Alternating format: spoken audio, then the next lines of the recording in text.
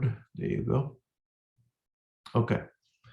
So I'm basically sitting in Ardha Padmasana on my block, and you may find any comfortable position that is going to keep your neck and spine erect for a longer period of time.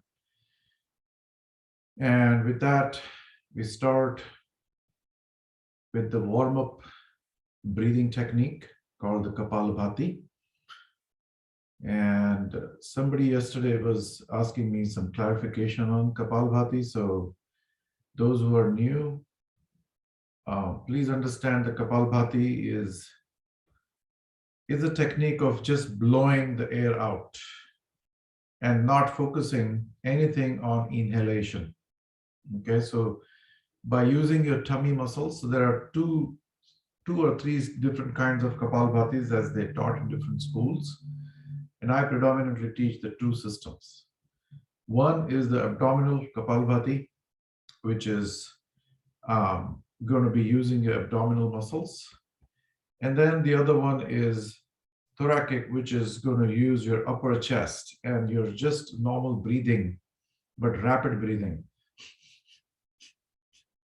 So now I'm not using my tummy at all. I'm just breathing forcefully out and breathing in forcefully. So the emphasis on the thoracic breathing is about inhalation and exhalation with equal emphasis. Okay. With the abdominal one, it is lopsided, which means that I'm using your tummy muscles to expel the air out. So when I pull my tummy in, it pushes the diaphragm up and it expels all the air from the lungs out.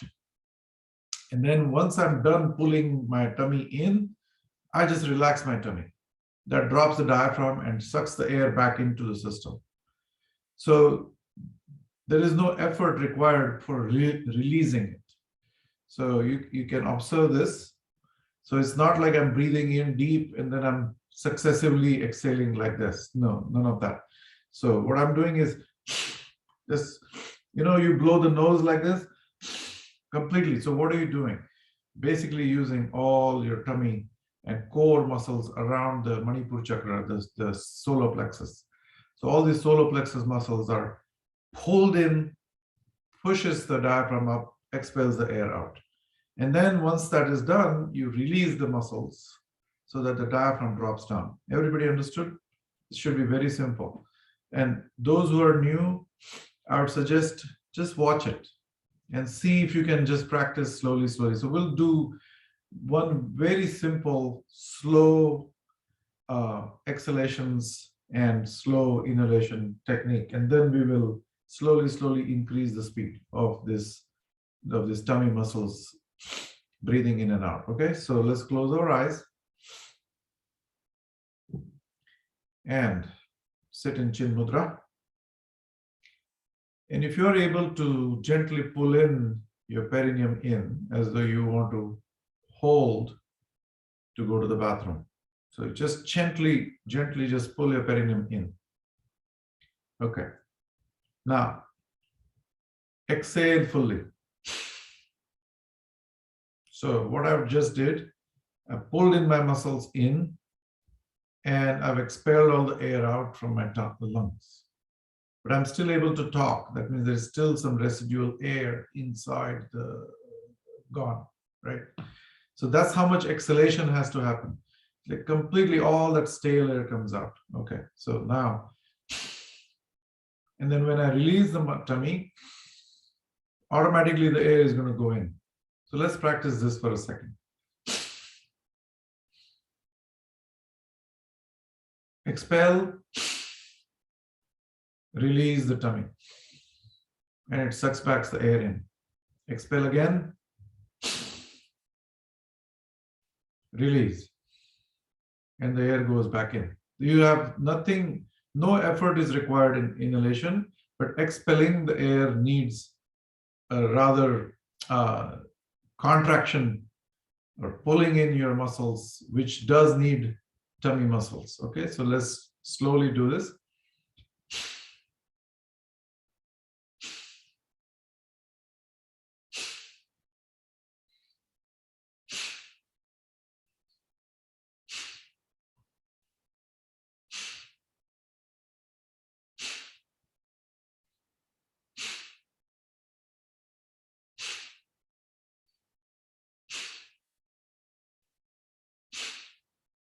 Okay, so now let's bump up the speed a little bit. So we'll do this in succession.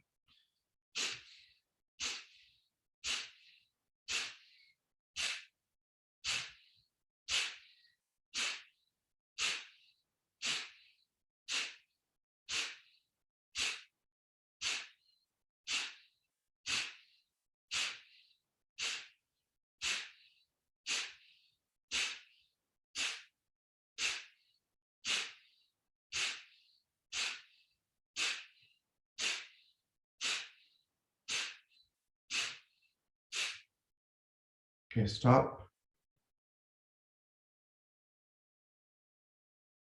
You may realize that the body doesn't need oxygen.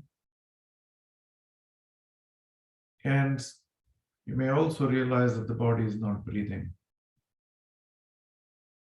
for a few seconds.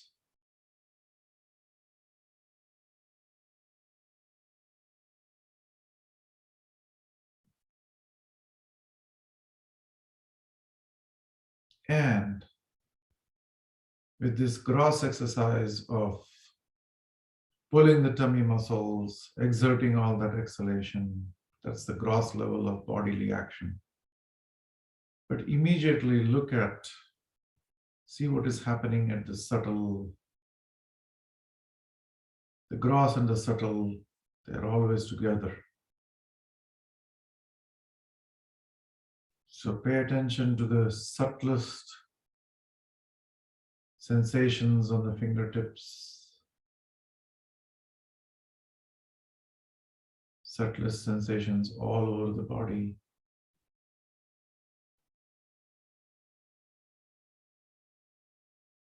While the body has temporarily arrested breathing.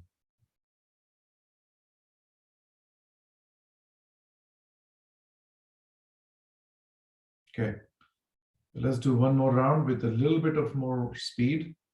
But whatever speed you assume should be consistent and should be able to do it for longer period of time. So about 50 strokes, 60 strokes, we can do that. Or those who are very new, you can do it just about 20 strokes and stop, take a breath, few normal breaths, and then start again, and then keep up with the class. Okay, so listen to your body and listen to your own capacity, acknowledge that, accept it, and move on. Okay, exhale. Inhale half the lungs and begin.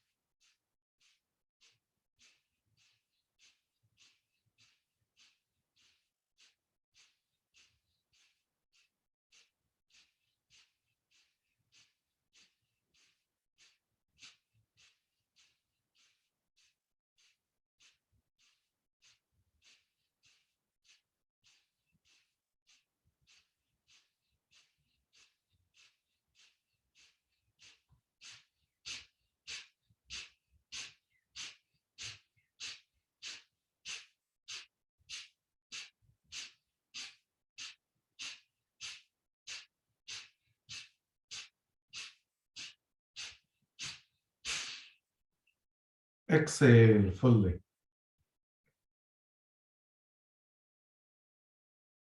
Hold the entire breath out. Don't rush to breathe in. It's also called the Rechak or Bahya Kumbhak. You're holding the air out. And keep your tummy in Uddiyana Bandha. So you keep the tummy as though you expel the air and the tummy is back there.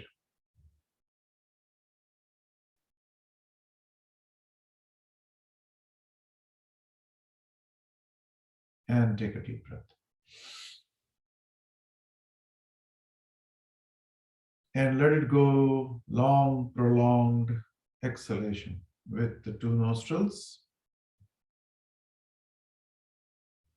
See how we can prolong this exhalation as long as possible.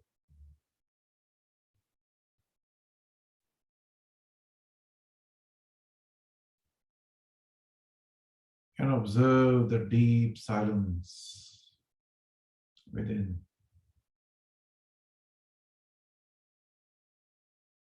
There is nothing to be achieved. There is nothing to be looking forward to. You are here and now, right here. We have everything that the universe can possibly give us.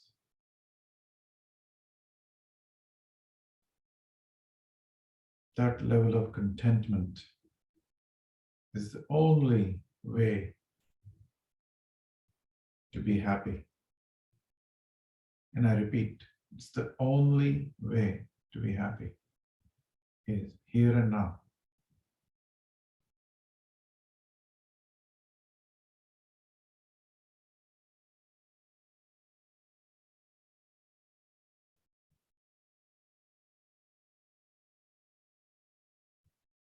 This stillness that you're experiencing right now, it doesn't get any better than that. The thoughts are suspended. You're here and now in the mind-body phenomena and outside the mind-body phenomena.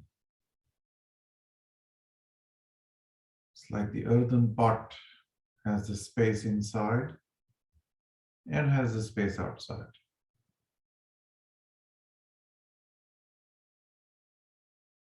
Let's do one more round of Kapalbhati. We did 108 strokes. So those who are new, please keep practicing at your own pace. Just keep following, trailing with the class. It's okay. There's nothing, again, like I said, there is nothing to be achieved. So you're neither behind nor forward. Nobody's forward, nobody's behind.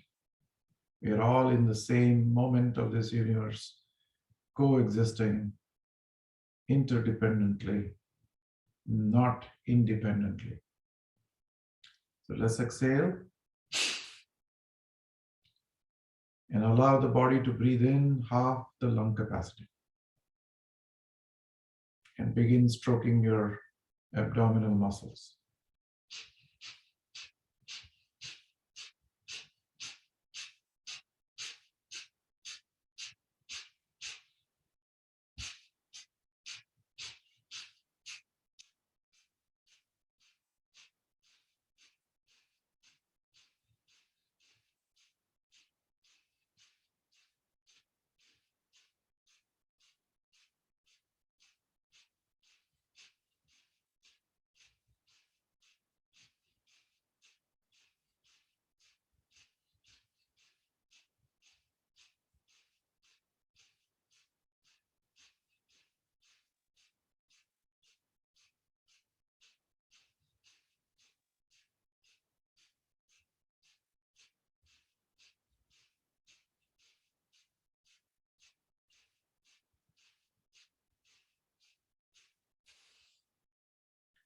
Exhale completely. Pull your tummy in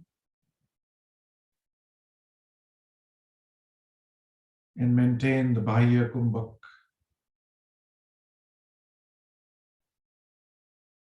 There is no air in the lungs.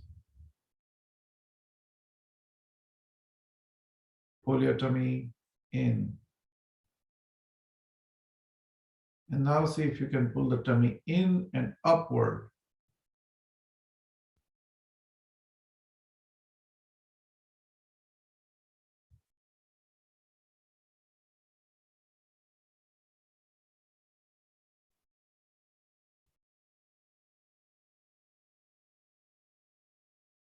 Release the tummy.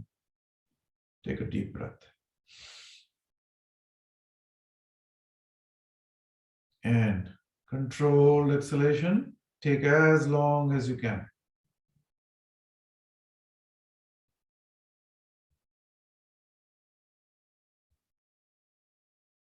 Imagine as though a bicycle tire is leaking air. You don't realize when the tire is flat. Slowly, almost one molecule at a time.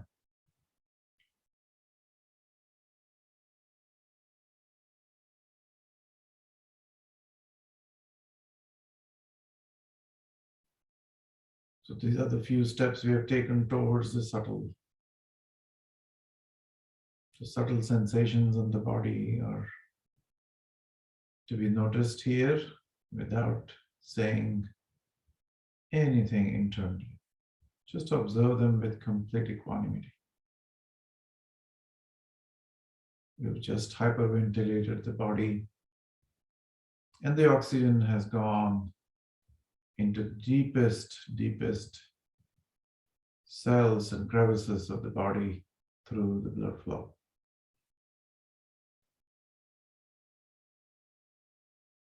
If you were to measure your oxygen count right now, it will be much higher.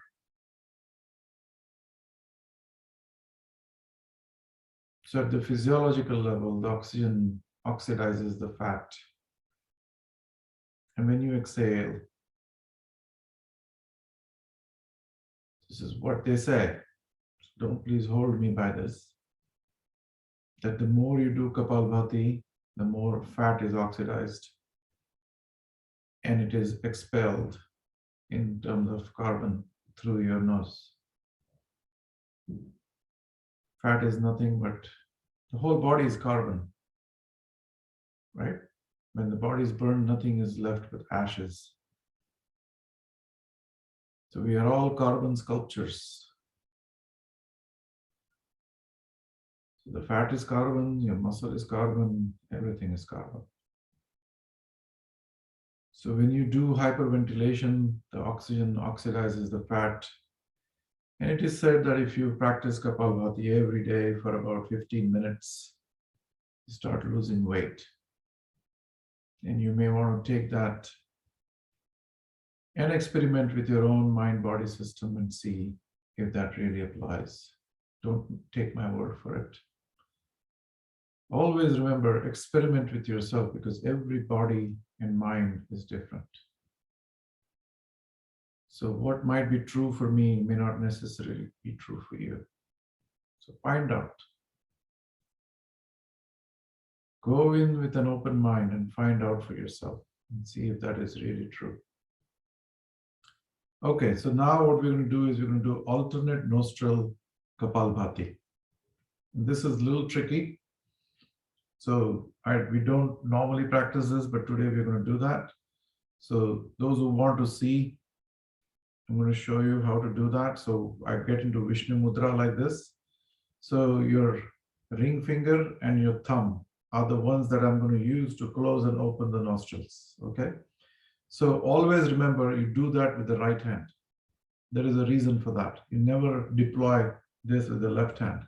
The reason is that the thumb is the sun, is the pingla, is this is showing Shikhar Mudra. It's the energy mudra, and this right side of the body is the sun, and this is the thumb, the fire mudra. It actually meets the fire with fire, and this is the cooling side of the body that represents. So even your hand has the heaty side and the cooling side. So the cooling side meets the cooling side of your body. So you always do this, and you never do this. You never put the thumb on the left nostril. So there is science to all this. So this has all been practiced for centuries together in India, and people have learned over the years. So get into Vishnu Mudra, and then you're going to do alternate nostril stroking. So it is going to be like hands are going to move like this while you're stroking this in and out, in and out. So observe first.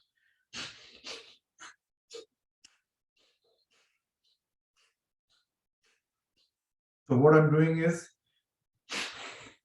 I'm breathing out and in from the right, closing that. I'm breathing in and out from the left side. And this takes a little bit of practice. So you may not get it in the right, in the first round like this, but practice that. I mean, everything needs practice, right? So if you want to learn even biking, you have to practice. And there will be certain times when you're going to fall. And sometimes you're going to get up and keep doing it, okay? You go into swimming, you're going to drink some water.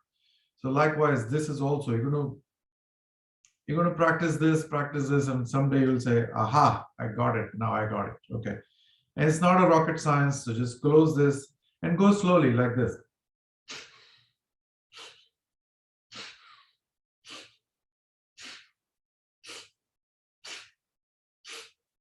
And then go.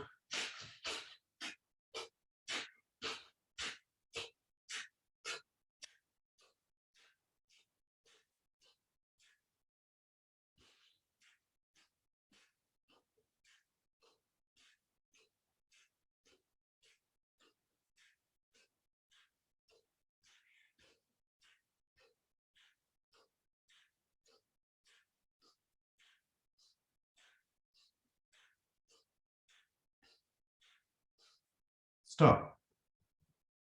Bring your tummy in and pull it up. Bring it in and pull and upward into your rib cage.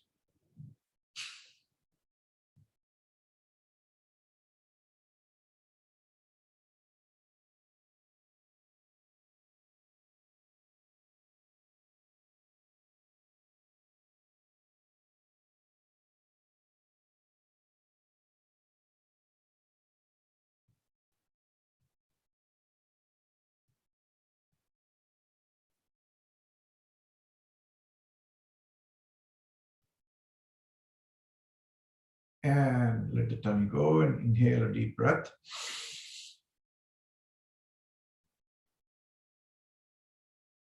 Controlled exhalation.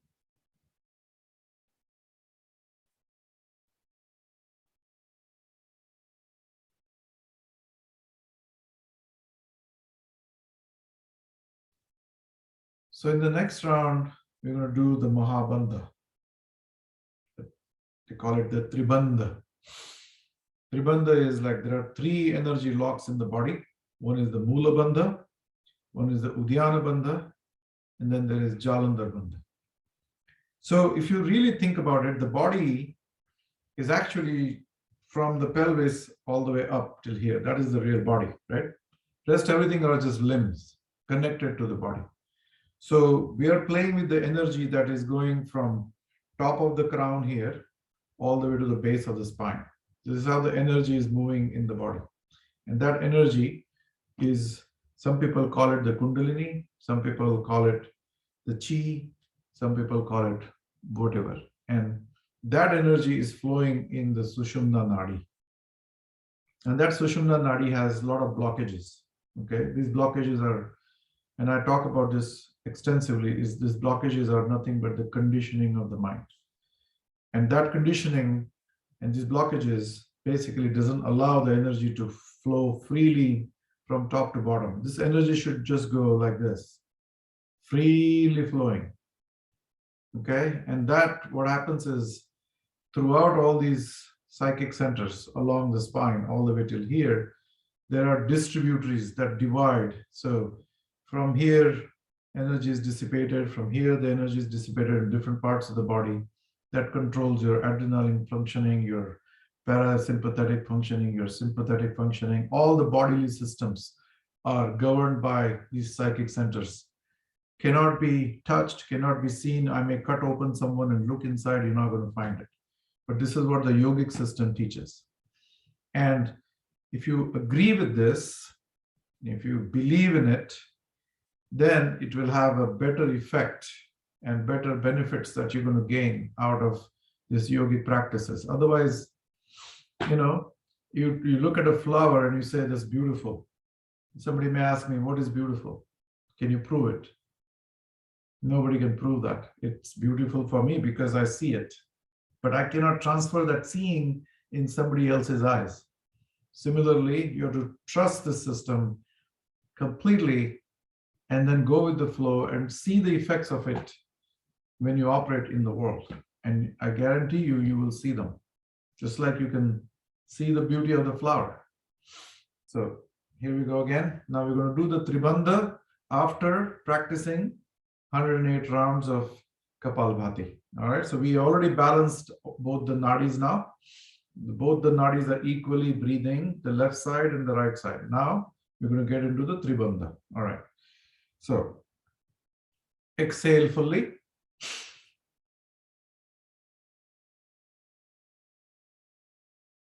And inhale half the lungs. And let's do 108 strokes again.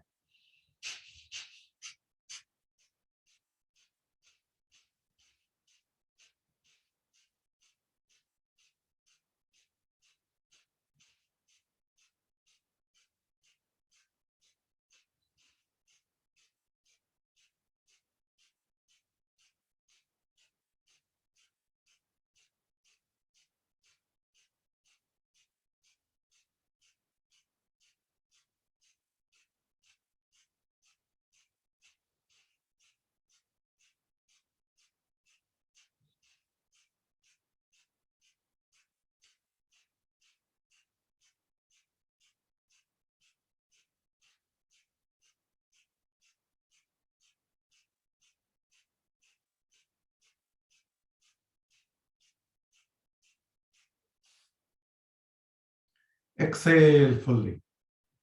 Now pull in your perineum in, pull your tummy in, and pull the tummy inside into the cavity, and then put your chin to the chest.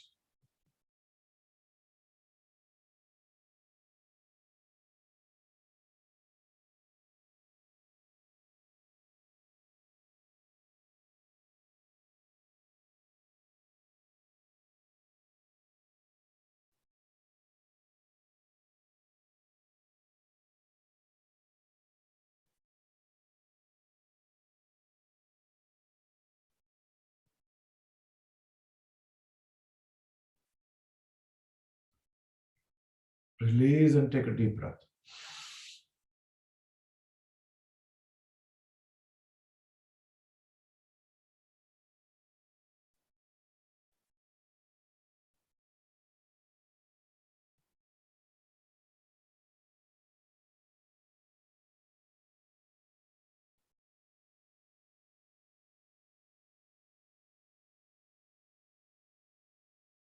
And take a new few normal breaths here.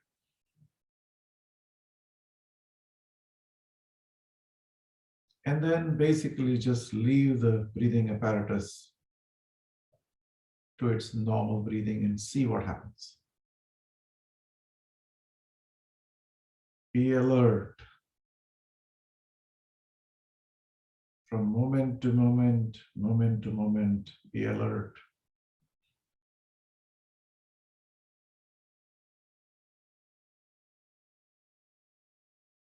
Observe the body from the crown of your head till the farthest toe.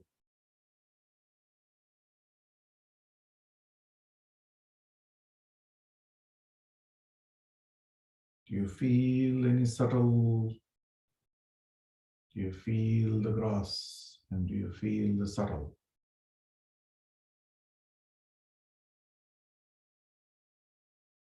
Bring your attention to the fingertips. Do you feel the subtle vibrations? And if you don't feel it, it's okay.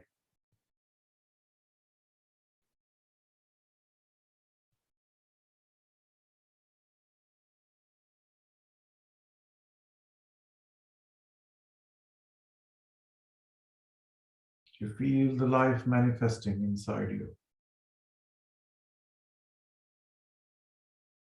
You feel the presence of life, presence of the being that gives us a sense of being alive.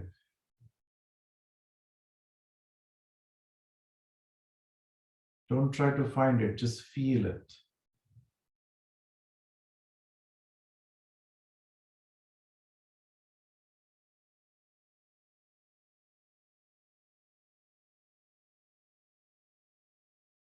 Because if you go looking for it, you need an entity that looks for something.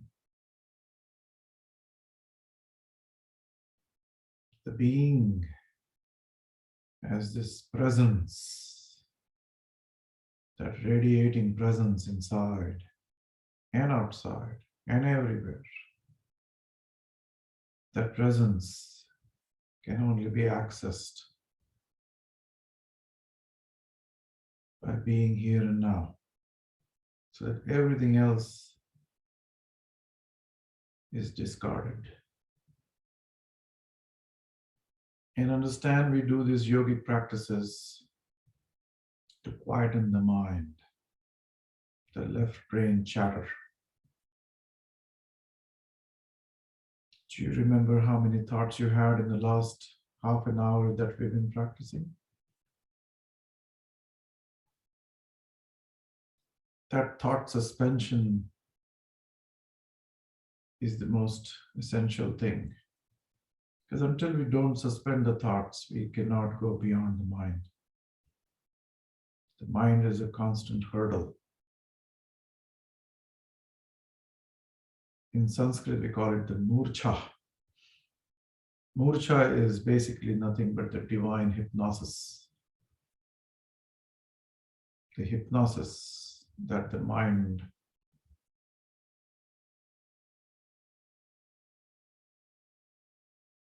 suffers from. This hypnosis is natural, it is created by the nature. But we are trying to see if we can awaken ourselves so that we penetrate that matrix. We live in this matrix. That matrix is the samsara. But even if we are able to peek our head by cutting through this deep layer of hypnosis, murcha, even for a few seconds, you peep your head on the other side. That is enough.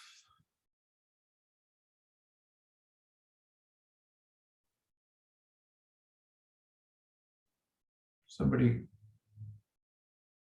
gave this really beautiful example of Santa Claus the other day. That even if once your child sees and catches the parents putting all those presents under the tree, even if once he sees that, he or she, that's it.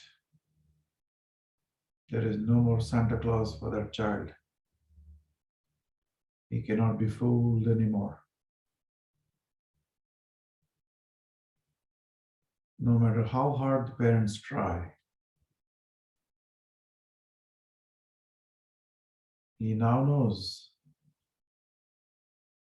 that the parents are the ones who are putting all those boxes under the tree, and that Santa Claus is just a fake.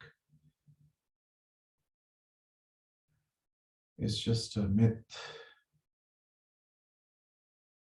This is why we do yoga, to see if we can penetrate that matrix and look beyond. Even just one glimpse. In the Zen Buddhism, it's called the Satori. Even one Satori, one experience of Satori is enough to shatter the dream.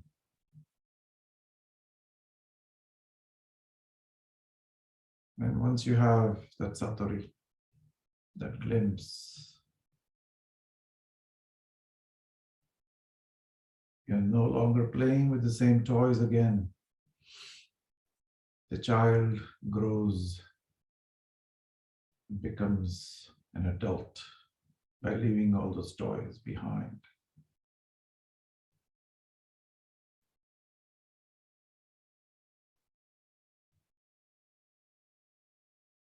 So let's practice Ujjayi Pranayam. And we're going to do Ujjayi means uplifting. Uplifting. And that happens with this beautiful breathing technique by breathing out first, exhaling completely, and then breathing in and making your epiglottis constrict a little bit. So those who are new, how do you constrict your epiglottis? That is something we have to understand. One thing you can do is you make this sound, you have to constrict your epiglottis to make that sound, right? So now when you close your mouth and try to make that sound, what happens? It's still there. You're just not opening the mouth, but you're breathing out of the nose. That is the Ujjayi breathing in and out. So now, if you're startled, let's say if I take a cold water bucket and I throw on you, you go. So automatically the epiglottis is constricted like that. So now we consciously do that with practicing. So the way I do it is creating this melodious sound. So if I exhale fully, now I'm going to constrict my epiglottis.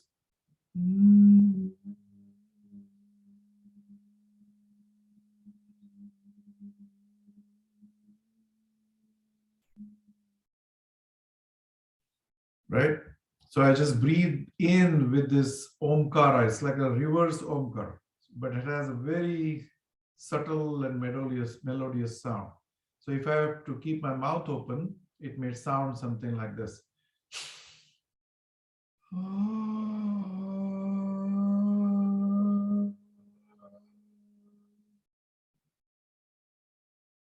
Okay, so let's practice that.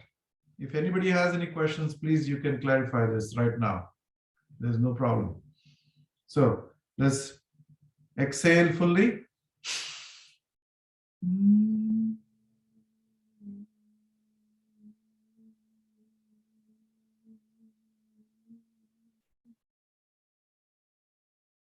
And breathe out. Practice this for a few rounds and see, then we can go to the next Amitji, side. Yes. just one question. So when you are at first time, I think you're taking out the breath, right? In the Yes. first, and then what you're doing when you're going up? Are you taking in the breath Yes. via your I'm breathing nostrils? in. Okay, I'm okay, breathing got it. in, but I'm trying to make this sound like a, when you do the omkara, right? This omkara sound, I'm now, instead of expelling the air, I'm breathing the air. So it's a little tricky. So here, let's do this again. Exhale fully.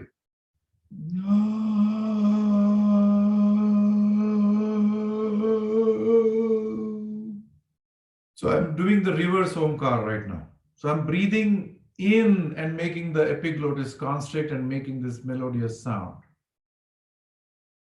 Does that make sense? And you may feel that, okay, there's no sound coming in. That's okay, but keep your epiglottis constricted. That is important. So that ocean breathing is a continuous waxing and waning of the ocean. Okay? So you breathe in with the sound and you exhale with the sound. You breathe in with the sound, you exhale with the sound. Let's practice this Ujjayi breathing first. Understand what we're doing. So exhale.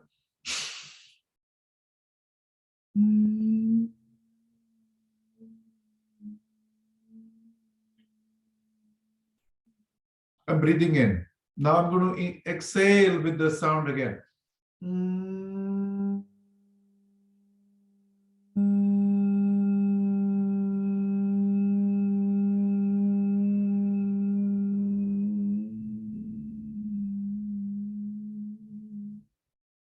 Breathe in with the Ujjayi.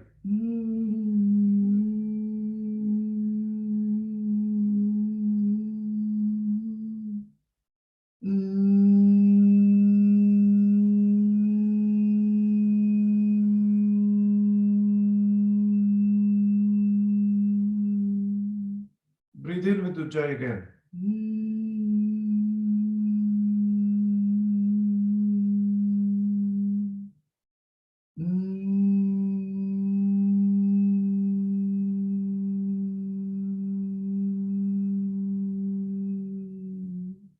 Okay. So now with the breathing out, those who have learned any kind of music, there is a term called kharja. Kharja is the deepest sound in music. So when you go sa re ga ma pa dha ni sa, you can go sa re ga ma pa. You can go deep on the other side also, right? Do re mi fa sol la ti do. We can also go do re mi, go deeper on the other side. So now we're going to go deeper on the other side. All right. So how are we going to do that? By constricting epiglottis. Let's observe that. So I'm going to take the melodious sound in, and I'm going to breathe in with the deepest sound of the bumblebee. You heard a bumblebee kind of going around from flower to flower. That is the bumblebee sound that we're going to imitate now. Okay, so let's do this. So exhale fully. Inhale with Ujjayi.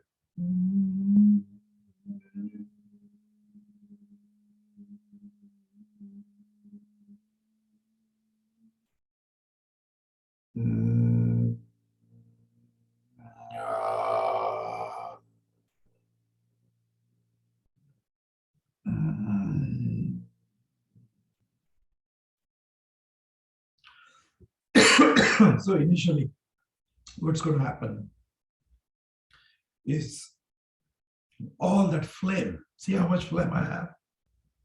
Can't even talk. So this will happen, and it's okay. Let's do it again.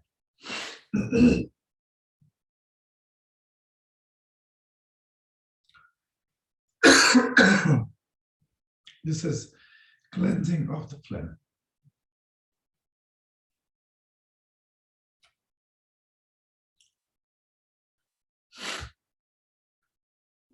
Exhale fully.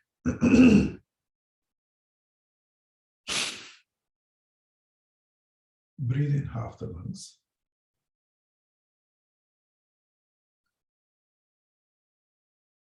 And take a full breath with Ujjayi.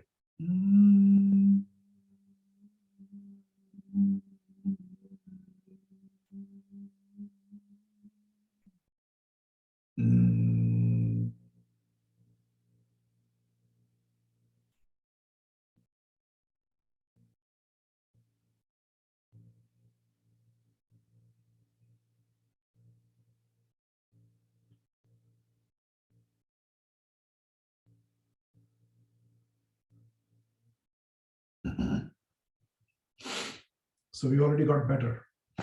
So by doing this, what we are doing is we are clearing all the phlegm in the throat region. And we are clearing all that. And it's also by creating these vibrations, we are activating the Vishuddhi chakra, but we're also massaging the thyroid gland. Okay?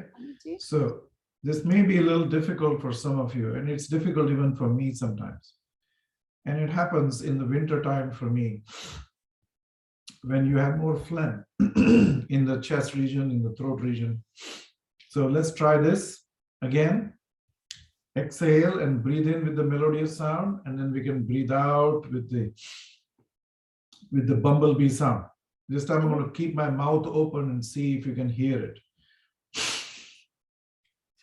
Inhale with Ujjayi.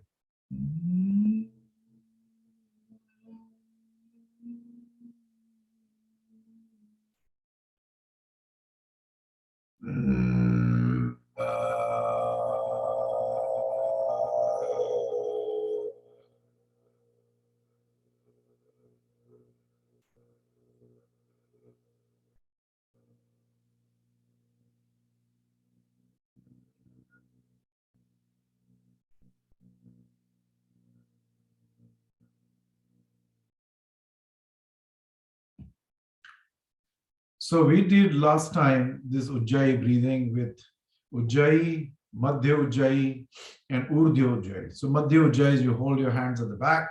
We did all that. So now let's see if we can do the Ujjayi Pranayam by raising the right hand.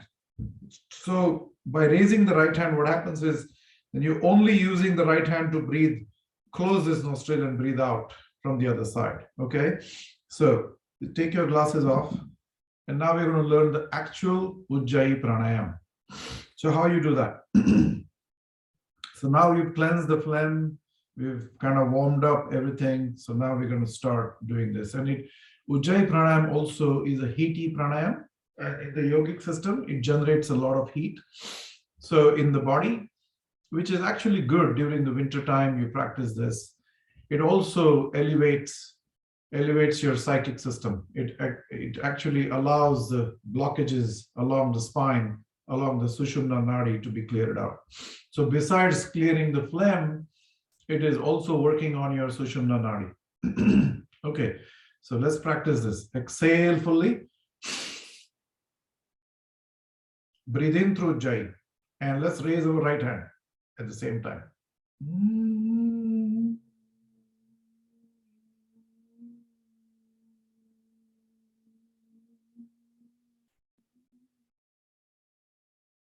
Close the right nostril and exhale from the left side.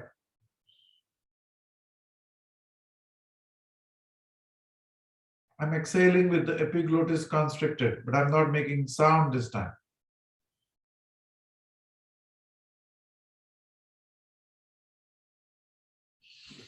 So that is Ujjayi Pranayam. Now we are not doing any Antar or Bahya Kumbhak. But let's see if we can go to the next level and do the Antar and Bahya Kumbhak this time. Okay. So let's practice one more time what we just did before we get into the next level. Okay. So exhale. Inhale through Ujjayi.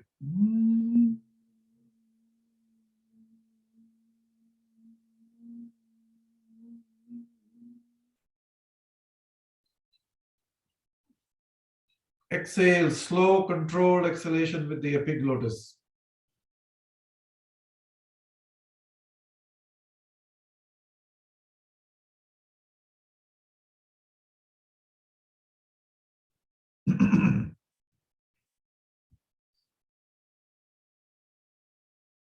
Take a few normal breaths.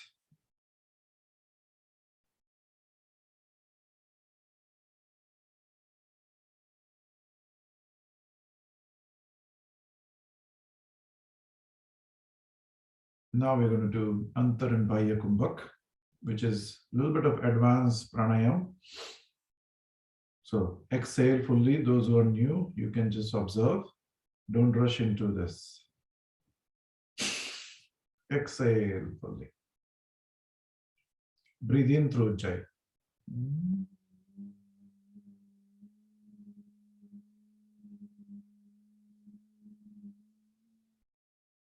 And we're going to do Tribandha now, Tribandha lock, but we're going to skip the Udyana Bandha. So how we did Tribandha? We did the Mula Bandha, we pulled the tummy in, and then we put the chin lock. So we're going to do not Tribandha, but just the two locks, the one on the top and one at the bottom. Now with the tummy being full, you want to let it go because you breathed in. So you leave the tummy as it is and put the both locks from bottom, pull your anus up a little bit, very gently, or perineum will get contracted and that will close the Mula Bandha right there. And then by putting the chin lock, you're locking the energy between. So what happens is your Apana Vayu and your Samana Vayu are coming to the center right here with the solar plexus, and you bring in your entire attention to this heaty part right here. This is the solar plexus right here, the Manipur chakra. I know I'm giving out a lot of information, but there is no better way of teaching this because you just keep repeating this in many, many different sessions and you practice as you've done. So you practice this, so you get better and better. Okay. So again, I'm going to breathe in.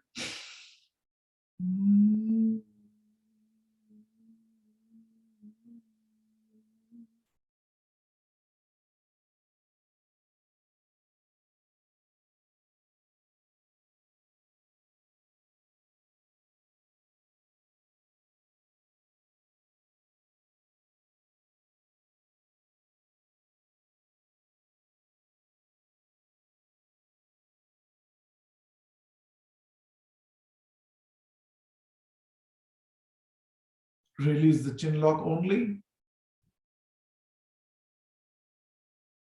Close your right nostril. And exhale by constricting the epiglottis, the ocean breathing.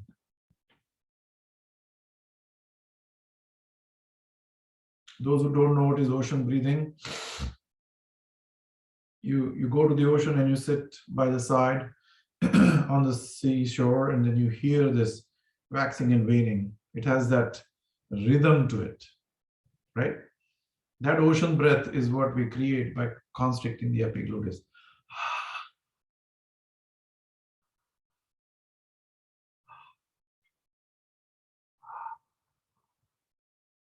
But with the mouth closed. So when you breathe in, breathe out from your left nostril, you are constricting the epiglottis and creating this ocean breath sound within. You're the only person who is hearing that. So, all right, should we do this one more time before we get to the next pranayam?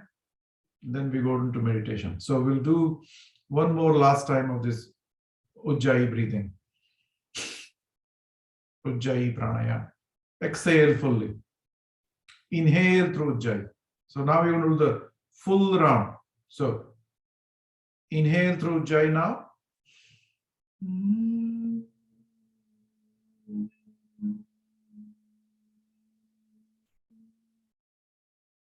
Put the chin lock and Mula Bandha.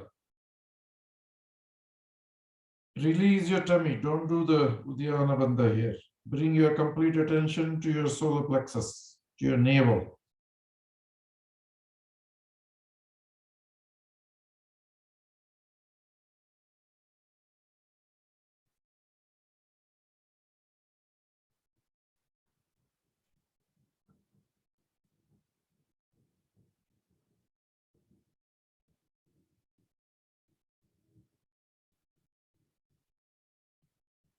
Release the chin lock, close the right nostril, and exhale through ocean breathing on the left side.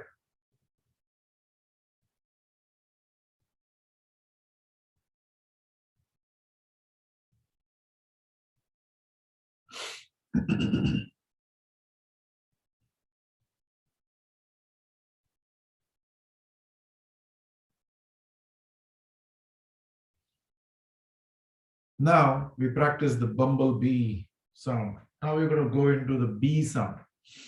How a honeybee goes from flower to flower, not the bumblebee this time, but the honeybee. And that honeybee sound, it is said in the yogic system that the entire universe is reverberating. And that reverberation has a frequency. And that frequency creates this hum. That hum is how we imitate through the Omkar. We create that, we let that entire universe kind of reverberate inside us by chanting Omkar. Okay, so we are going to create this Omkar with using tongue to the roof of the mouth. You put the tongue, you stick it up there, all right? So when you are creating this Omkar, what happens is these vibrations through the tongue are going to go up there and into this cranial area right here. And it activates your pineal gland. It is said that the pineal gland is somewhere, if you take the temples and draw a straight line, connect these two fingers internally, and you take the center of the eyebrows, and you go deep inside, wherever this intersection happens, that's where the pineal gland is located. So we are trying to activate that pineal gland, which is the center of intuition. Yes, it's an adrenal gland. It's a master gland. But it's also a center for the intuition. That's where the Agnya Chakra. The Agnya Chakra is right there along this line, along the spine, of course, but the pineal gland has direct correlation with the Agnya Chakra, the command center. Okay, so we're going to practice Ujjayi, we practice with bumblebee. Now we're going to go into Brahmari Pranayam. Now what is Brahmari? Brahmari, the sound of the Brahman. We recreate that sound of the Brahman, Brahmari. Okay, it's also the sound of the bee that goes from one da da da da da, da. It collects all these pollens and da da da. Okay, so let's practice that. How do we do this? We have to use some mudras now. So we take the hands and we close the thumbs, use the thumbs, and there is a vestigial organ right here by the ears. So let me show you that where it is. If you feel your ears, we have this outer ear, but here at the beginning of the hole of the ear, there is this little guy here. You take that on the thumb and you use that to close it. Okay, so you don't put the thumb inside.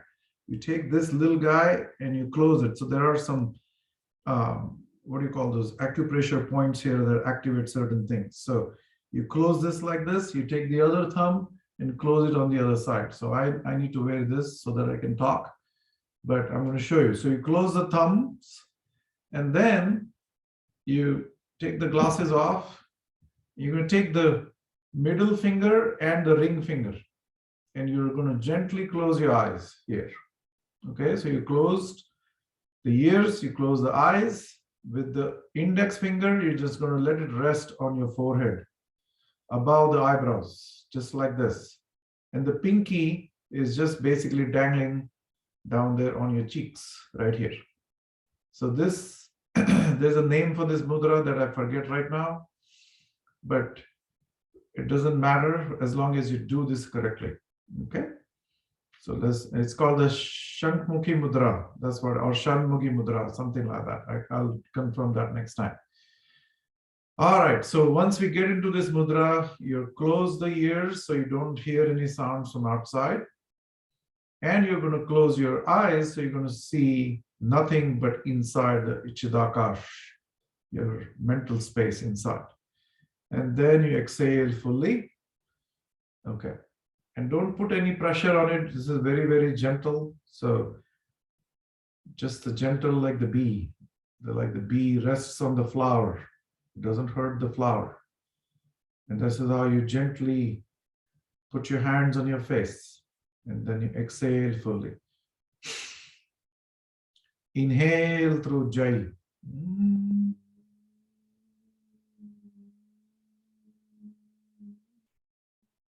And then we're going to make this high-pitched sound as though we are imitating a bee inside. So because the Zoom is smart enough and is going to cut off my sound, but imagine making a sound like a bee.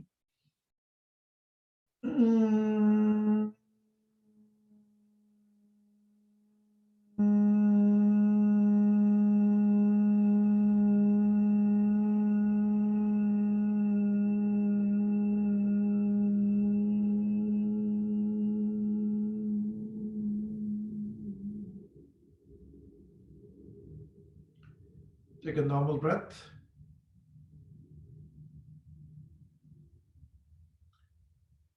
And breathe in through Jai again.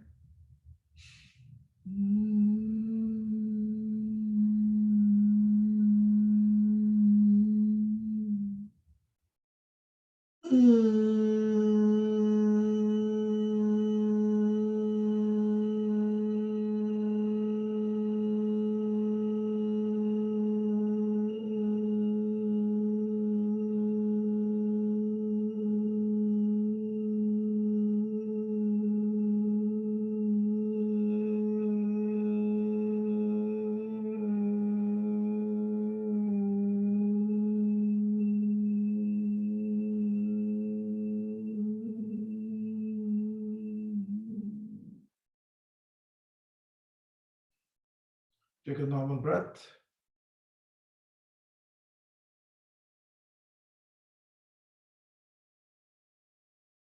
Breathe in through Jai again.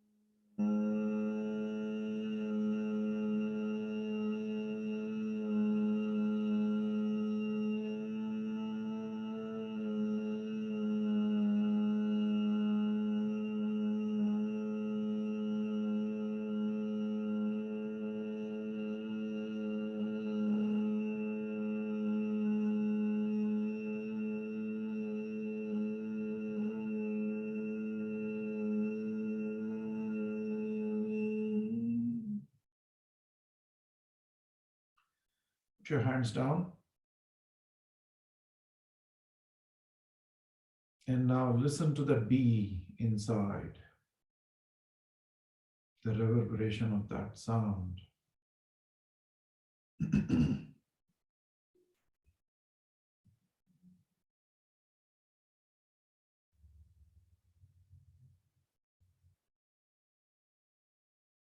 Let that bee reverberate within.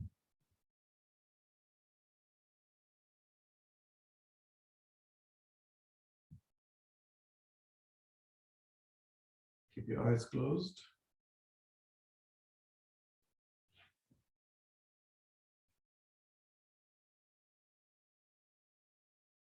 Let the body go back to homeostasis, normal breathing. And now we do not manipulate the breath at all. We just sit in the silence. We just sit in the presence of the being.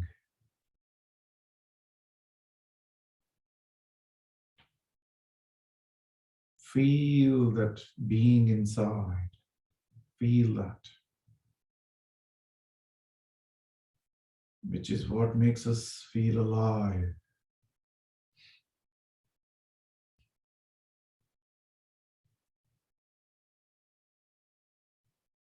And that feeling of being alive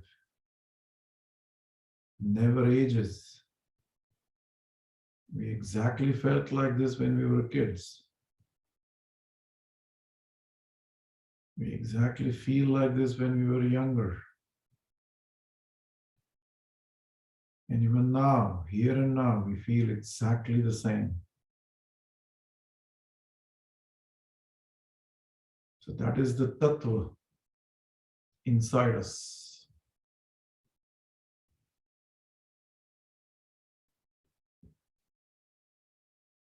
Tattvamasi. We are exactly that.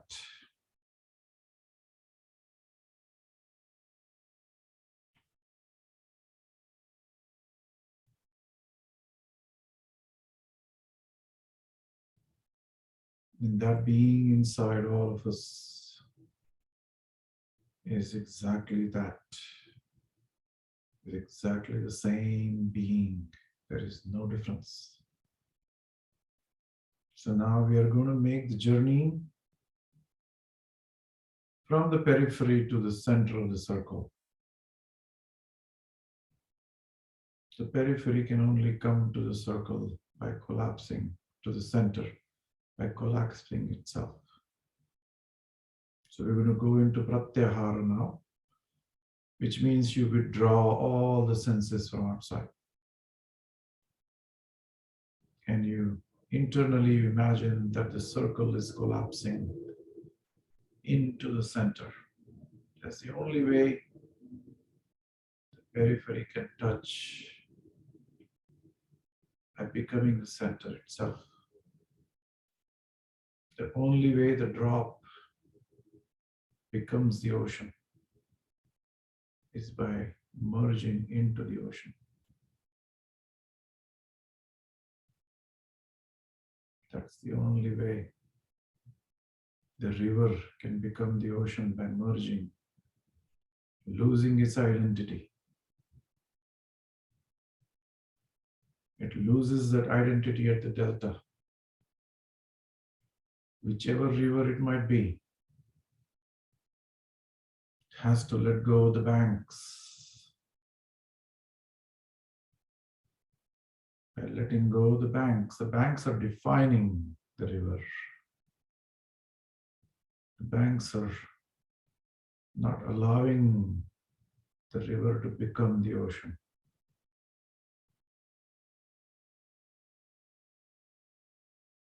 This is what meditation is all about.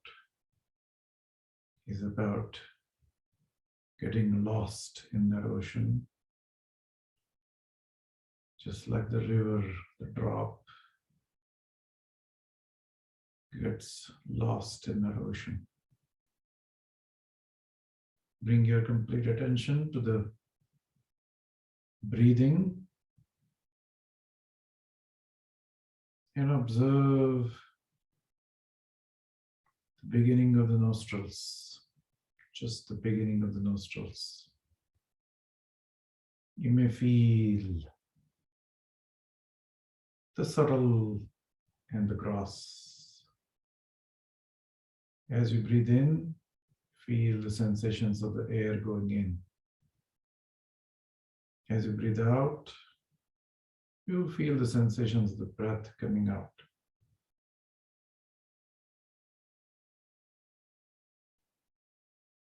Feel those sensations.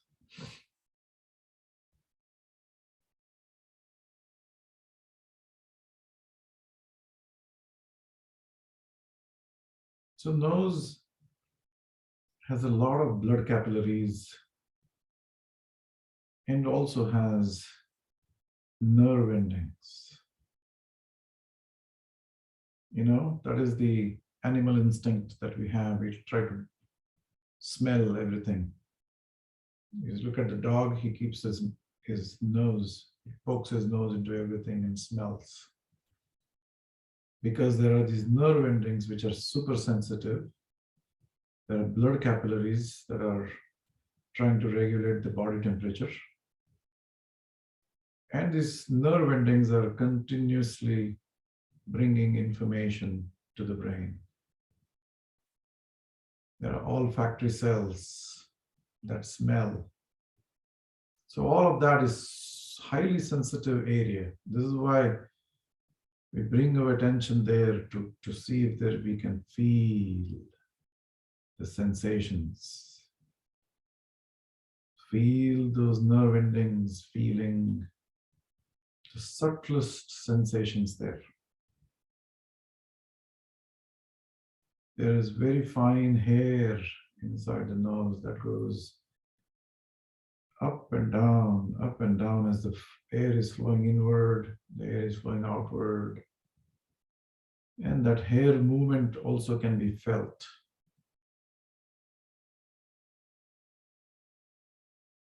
And as we feel that, the mind becomes sharper and sharper. It becomes sharp as a razor blade. So the mind also will wander. It will start planning your day.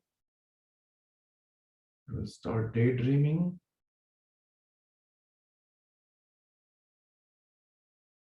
And the moment we realize we're daydreaming, wandering, the mind will come back to feel the sensations again.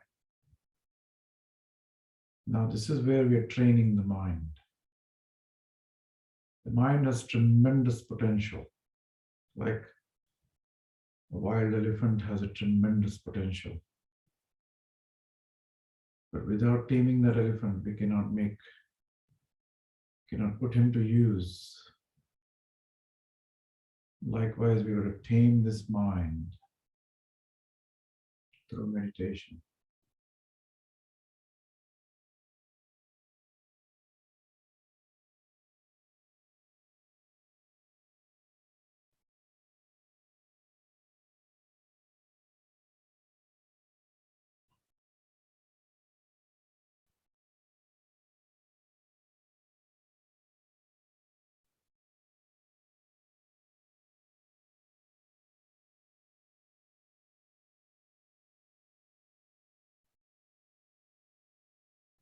If the mind wanders,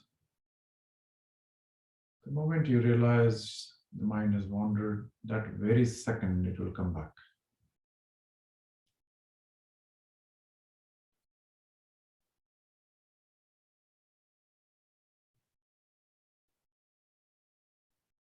And your breath becomes shallower and shallower.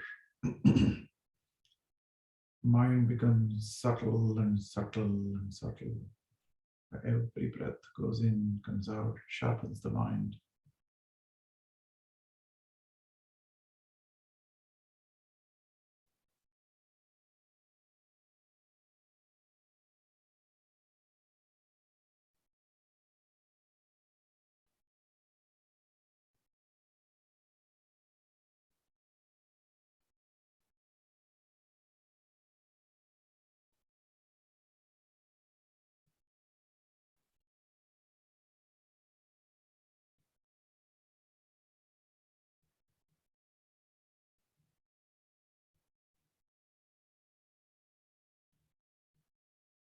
And you may come to a point where you may feel that the breathing has almost stopped.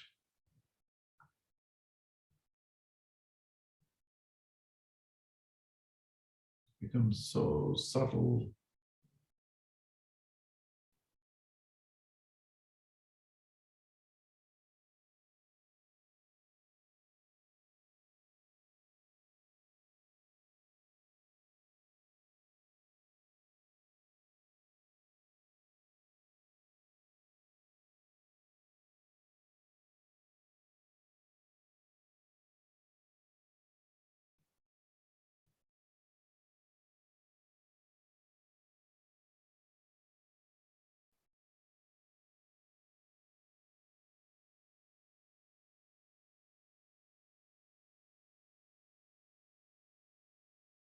Keep coming back to the nostrils. You may observe a few breaths, and the mind starts wandering. Observe that too, without reacting to it. Maintain the complete equanimity of the mind. And that maintenance of the equanimity only happens by observing the mind dispassionately. No doership, because doer needs mind. Mind is the doer. So if you start doing something, that means the mind is engaged and it's not observing the sensations.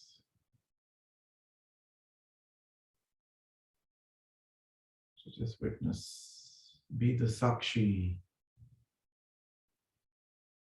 be the Sakshi, be the Sakshi.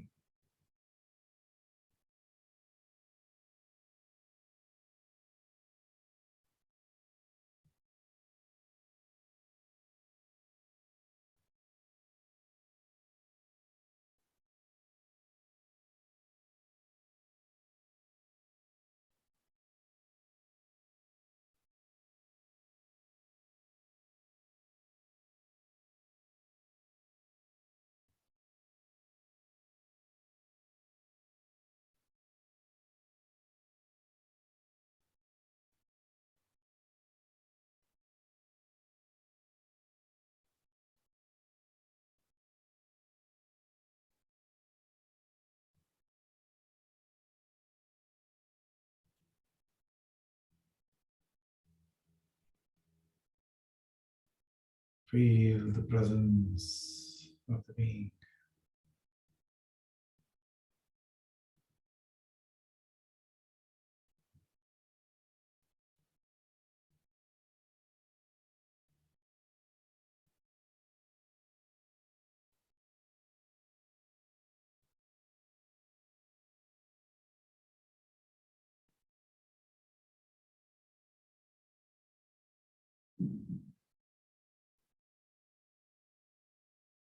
There is nothing to be done.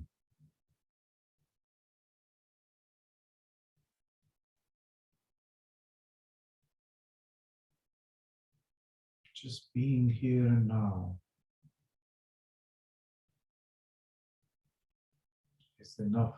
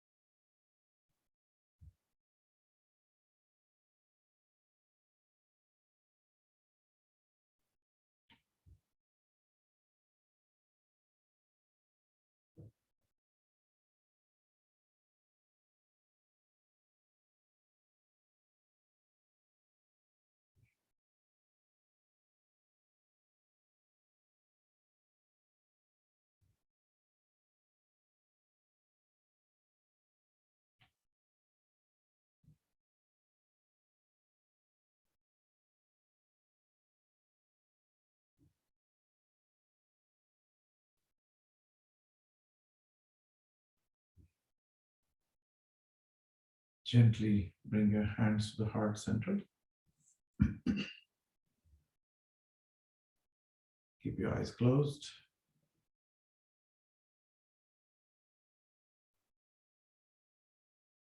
Feel the heartbeat at the wrist. The body is completely at homeostasis right now. Relaxed. There's no stress whatsoever. Take a deep breath. We're going to say 3 Omkars.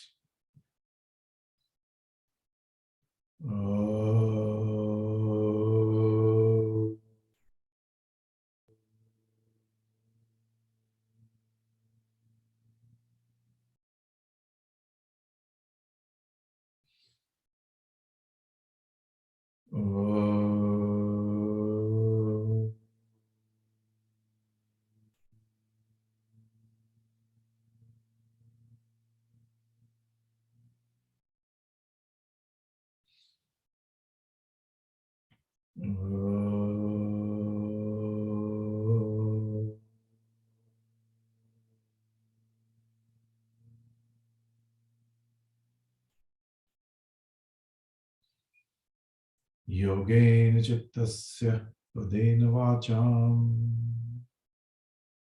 Malam Sharirasya Chavaitikena Yopakarutam Pravaram Muninam Patanjalim Pranjaliranatosmi Avahu Purushakaram Shankha Chakra Siddharinam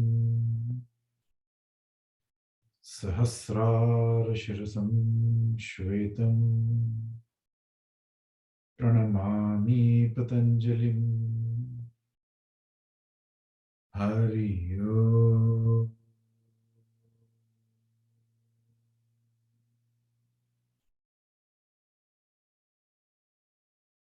Bow your head down ever so slightly in gratitude and rub your palms vigorously. And cup your eyes.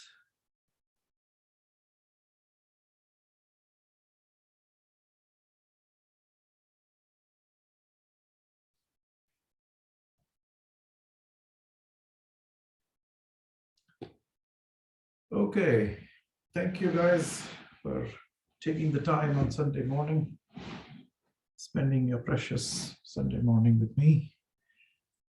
And we shall end this session. If anybody has any questions, clarifications. Thank you, Amit.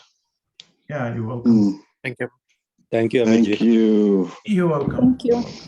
Be well in that back. Oh yeah, it's a tough one. Yes. I Benji, keep I doing have a that. question. Yes. Thank you. So, Yes, go ahead. just one question. Who is When you this? said Can you this turn is on your Amari. camera? Okay. Yes, Go Tamil. ahead. So Yes. the question is that when you touch the tongue to the roof, it should be the tip or the whole tongue touching. The whole tongue. The whole tongue. This is not a Khechari Mudra. Okay. So when you do the Khechari Mudra is when you use only the tip. But right now what we're doing is we're just getting the complete contact like this, firm contact up there, so that the tongue allows the vibrations of the Omkar to travel, because through the upper palate of your roof of the mouth, it actually transfers the vibrations, very subtle vibrations, they transfer, and that's what we're using that for. Yeah. Okay. Thank you, Mahendra. Okay. You're welcome. Yeah. Anybody else? Thank you. That's it. Okay. All right. Good. All right. We stop the recording.